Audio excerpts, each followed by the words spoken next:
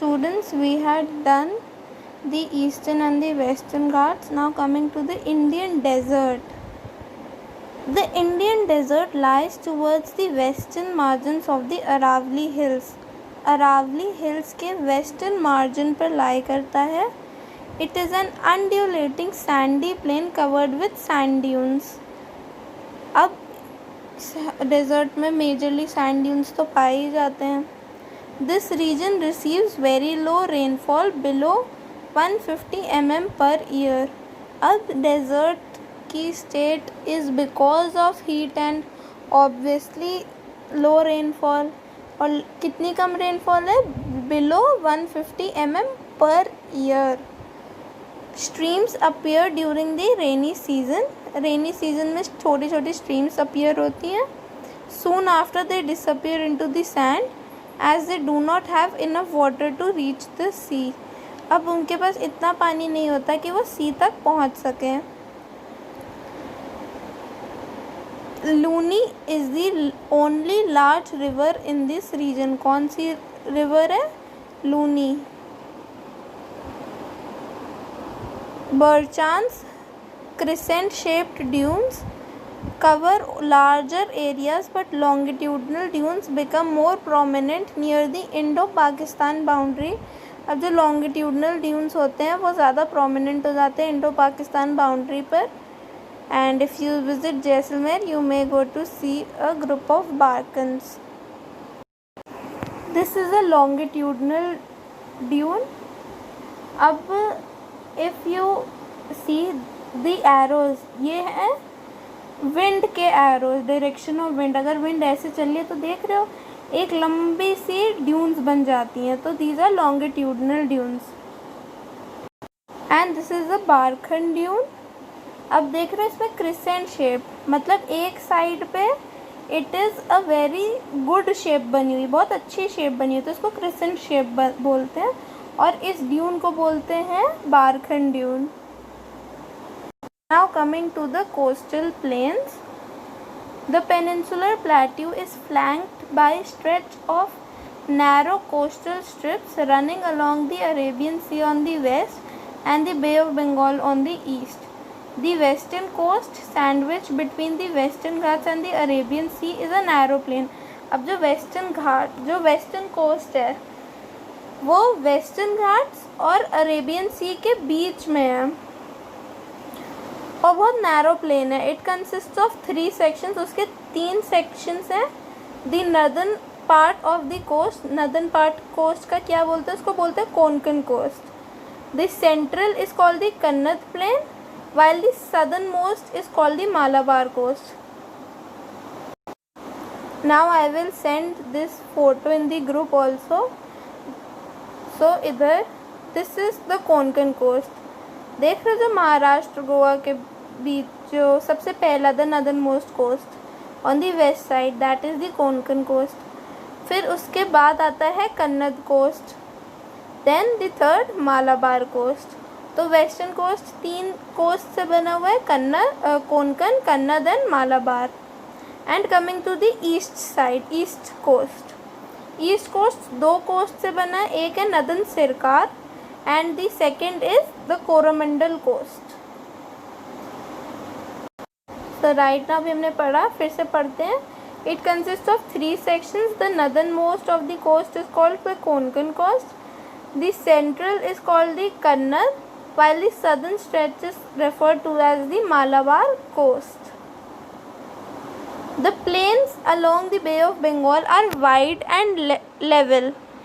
In the northern part, it is referred to as the Northern Sircar, while the southern is known as the Coromandel coast. Large rivers such as Mahanadi, Godavari, the Krishna and Kaveri have formed extensive delta on the coast. Lake Chilika is an important figure on the eastern coast. अब Lake Chilika is the largest saltwater lake in India.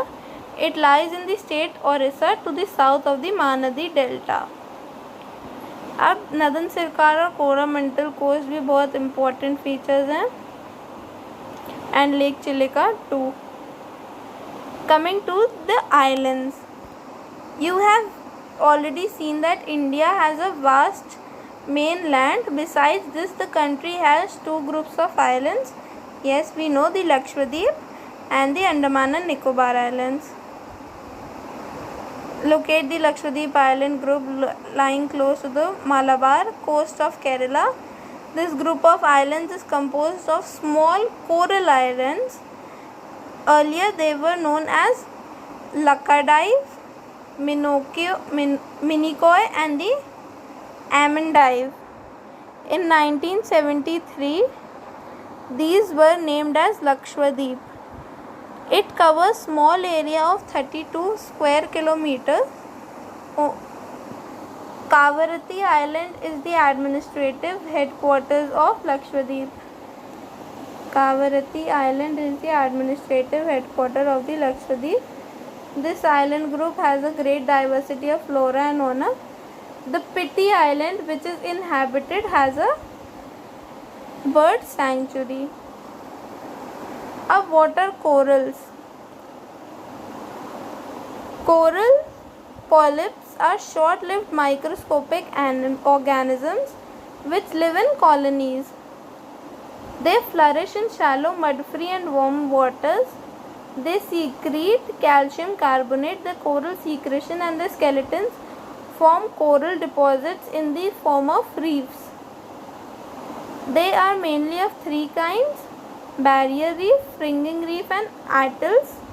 The Great Barrier Reef of Australia is a good example of the first kind of coral reefs,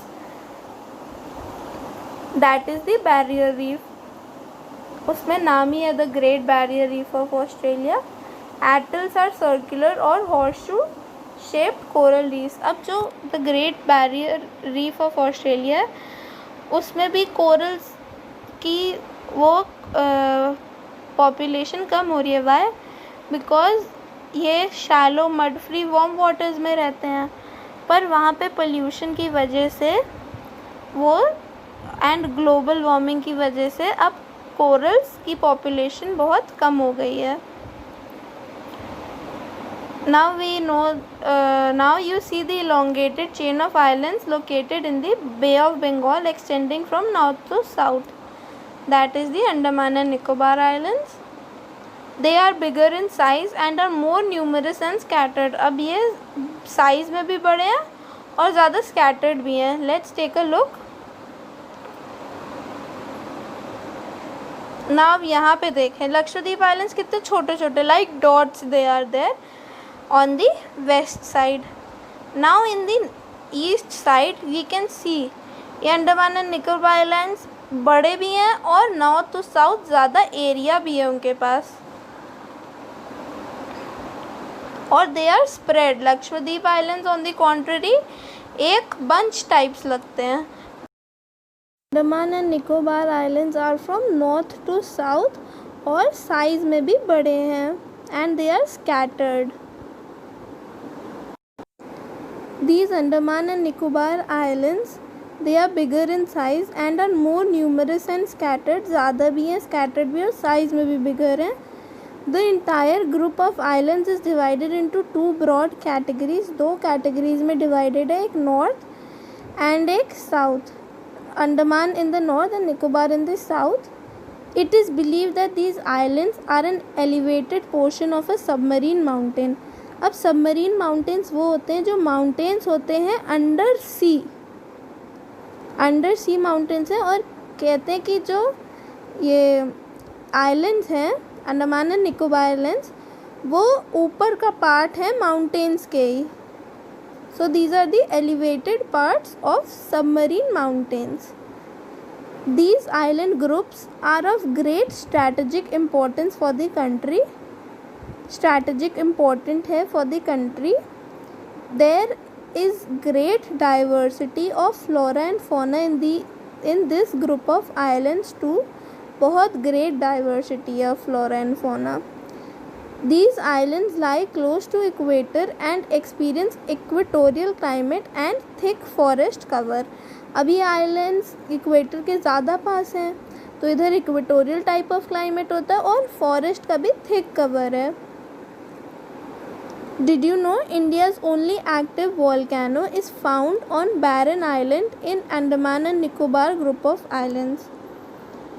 अब जो active volcano है India का only, वो कहाँ पे पाया जाता है? On a Barren island in Andaman and Nicobar islands only. A detailed account of different psychographic units highlights the unique features of each region. It would, however, be clear that each region complements the other and makes the country richer in its natural resources. अब एक reason दूसरे reason के लिए beneficial है क्योंकि दोनों diverse हैं, कहीं पे भी सेम नहीं है, हर जगह अलग अलग है. The mountains are the major source of water and forest wealth. The northern plains are the granaries of the country. Granaries मतलब जहाँ से हम लोग को खाना वाना मिलता है, क्योंकि वहाँ वहीं पे मोस्टली एग्रीकल्चरल लैंड्स हैं. They provide the base for early civilization. The plateau is a storehouse of minerals. अब plateau से हम लोग को minerals मिलते हैं जिसने इंडस्ट्रियलाइजेशन का बहुत बड़ा पार्ट है for our country. The coastal region and island groups provide sites for fishing and port activities. This is very clear. Thus, the diverse physical features of the land have immense future possibilities of development. Now coming to exercise. These are the MCQs.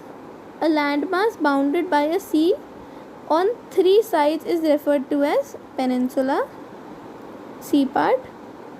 Mountain ranges in the eastern part of the country forming its boundary with Myanmar are collectively called as Purvanchal, sea part. The western coastal strip south of Goa is referred to as Kannad. South of Goa है, अगर north of Goa होती तो कोंकण होती. The highest peak in the eastern Ghats, Mahendragiri again sea part.